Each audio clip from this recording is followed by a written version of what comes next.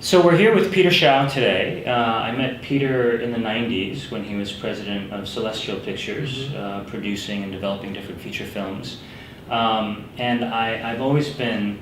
I remember having you in our office in Venice. Yes. On Abercrombie. Yes. Gosh, that was 15 years ago. 15 years ago. Yeah. And our journeys have both unfolded in really interesting ways. And one of the things I've appreciated about crossing paths with you over the years is the journey that's been unfolding for you internally. As far for both of us. For both of us, yeah. So it's always been a joy to reconnect and kind of share how that journey has unfolded internally and how that's reflected outwardly in our respective entertainment endeavors. There's so much I'd like to cover, but I just want to start with a general question with you, Peter.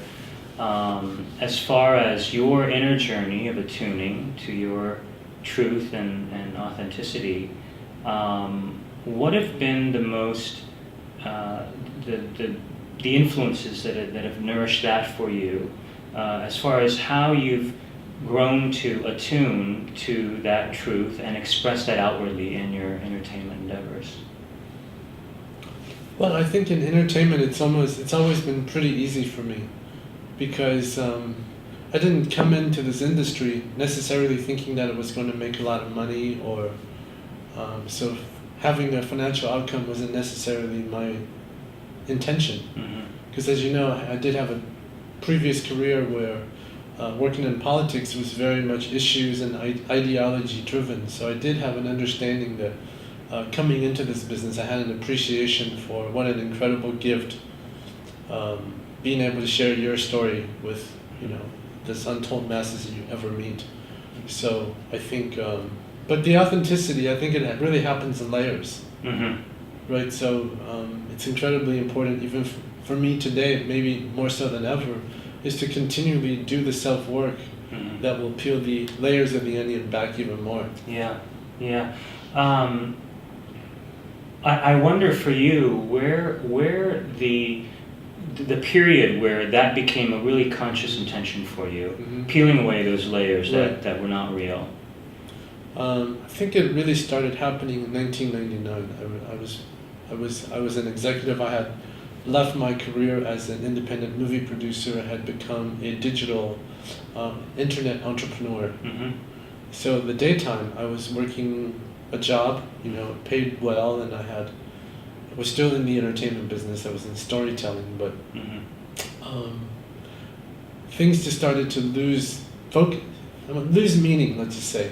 I think the first sign is that unhappiness. I was just getting incredibly unhappy with myself, feeling like what I did didn't matter anymore. And what I wanted to do was to be able to tune in, but there were so many things competing for my attention on the outside world. Ultimately, that came to a head. So this came to a head around 1999 then? Yeah. Came to a head in 1999, and I don't know. I mean, in hindsight, unless if you've been through an experience, that you know what I'm talking about. Right. But to everybody else, it seemed like utterly crazy. Right, I see. That you would want to give up and all the things pursuing things that matter to a lot of the people around you. Sure. Or for a position or a station in life. Right. And to pursue something that seemed rather nebulous and a little bit strange, and honestly, I couldn't really explain it myself, except it was an incredibly honest desire. Almost like not even a desire, it was a need. Ultimately, it's not like going to India in and of itself does it, right? But it's the journey. Yes. Right. It's the practice of going somewhere. Yes. Right.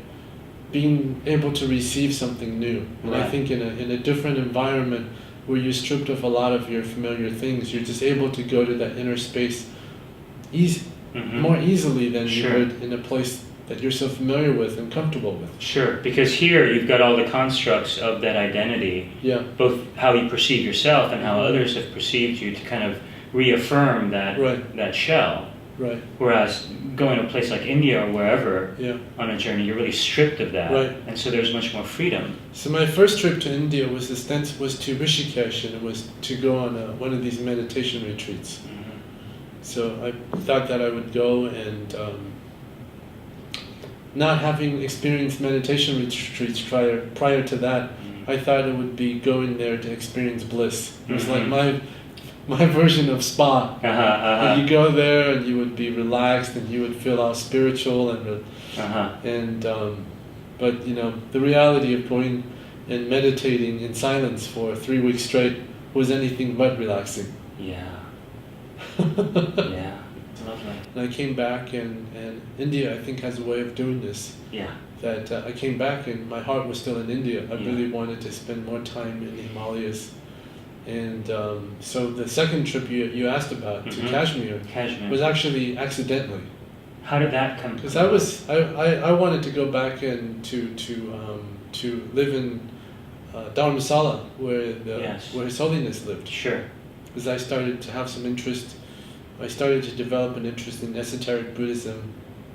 In particular, I was in love with and fascinated with Thangka paintings. Oh, yeah. So I went back to Dharamsala, and on a whim I went to Kashmir. On a whim? On a whim. I see. So it wasn't like I planned to go to Kashmir. I didn't know that this was an endangered part of the world. Right. In fact, I found out the night before my bus ride to Kashmir that the State Department actually advised you against it. I see, I see. So like 10 military checkpoints later, I was in Dal Lake. So I think Kashmir just became like my dark night of the soul experience. I see. I mean, but the dark night of the soul, when you look at it, is really rather beautiful. Mm-hmm. You just ask yourself, you come to this face to face with yourself. Mm-hmm. What about your experience in Kashmir allowed for you to come face to face with that? I think part of it was that I wanted to, Mm-hmm. and there was nothing else to do. Mm-hmm.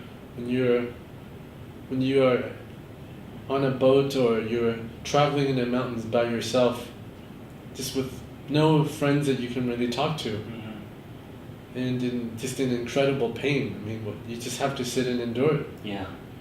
I think part of it.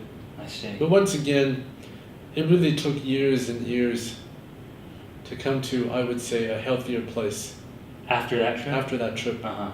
So I mean, these kind of unfoldings just don't. It doesn't happen overnight. Sure. I think. Sure, it's not a neat and tidy package. It's not a neat, tidy package at all. In fact, we grow.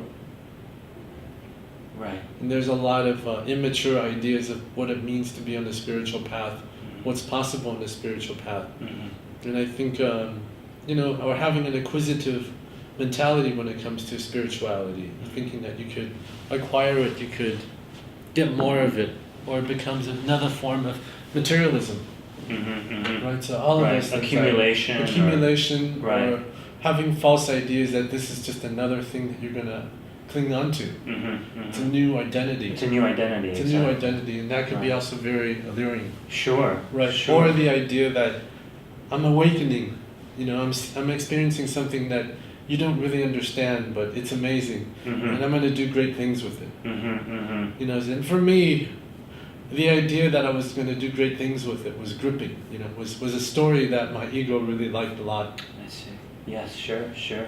That I was now part of something special, and and it just wanted to own these little glimpses of an awakening soul. I wanted to do something with it. So that I imagine that was part of the years of unwinding process after you came back. Oh yeah. Oh yeah, it took a lot of work and failed attempts and a lot of study, a lot of bumps along the road. Yeah, an ongoing practice. Yeah, ongoing practice.